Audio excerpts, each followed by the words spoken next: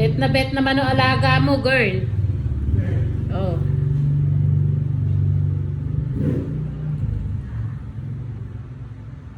Naantok na eh.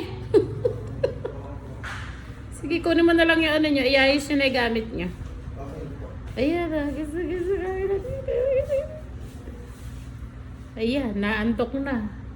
Dahil dyan, nakatulog siya sa posyong gusto niya. Oh, ayan. Gumiginhawa kasi pakiramdam ng baby. Iyak ng iyak. Oh.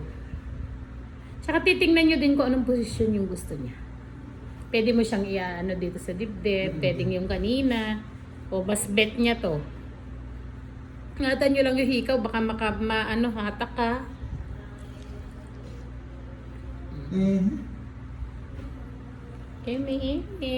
Kalbo-kalbo, oh.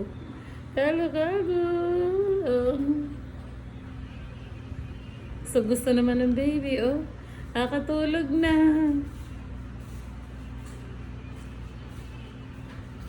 Ganda ng ulo.